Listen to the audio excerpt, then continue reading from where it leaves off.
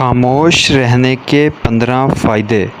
فیضان ride 04 YouTube channel کے ناظرین السلام علیکم۔ چینل پہ نیو ہے تو چینل کو سبسکرائب کر دیں۔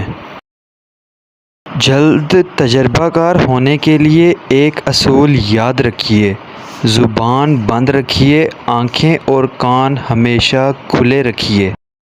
ناراض آدمی کو پیار سے خاموش کرو، بیمار انسان کو نرمی سے خاموش کرو، کنجوس کو سخاوت سے خاموش کرو اور جھوٹے کو سچ کے ساتھ خاموش کرو۔ خاموشی آپ کو ایک کامیاب انسان بننے میں مدد دیتی ہے۔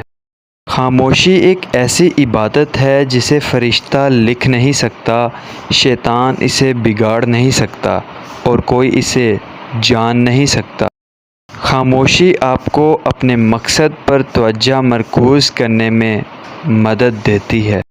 خاموشی آپ کو ذہنی تناؤ کو کم کر کے آپ کو باشعور انسان بننے میں مدد دیتی ہے۔ جو اللہ اور قیامت کے دن پر ایمان رکھتا ہے اسے چاہیے کہ اچھی بات منہ سے نکالے یا خاموش رہے۔ خاموش رہنا بہت مشکل ہے، لیکن خاموش بہت بہترین انتقام ہے۔ خاموشی بھی ایک عظیم نعمت ہے، خاص طور پر اس وقت جب اختلافات زیادہ ہوں، آوازیں بلند ہوں، علم کی کمی ہو اور دلیل کی کوئی اوقات نہ ہو۔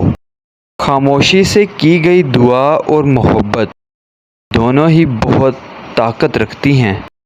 ان کی خاموشی سے ڈرو جن کا آپ نے دل دکھایا ہے، کیونکہ اگر انہوں نے کچھ کہا نہیں یا کیا نہیں تو بدلے میں اللہ ضرور کرے گا۔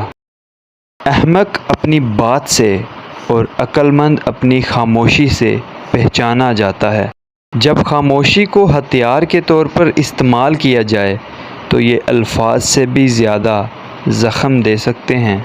بولنے کا حق چھینا جا سکتا ہے، خاموش رہنے کا نہیں۔ خاموشی کسی کو بتانے کا یہ بہترین طریقہ ہے کہ آپ نے اچھا نہیں کیا۔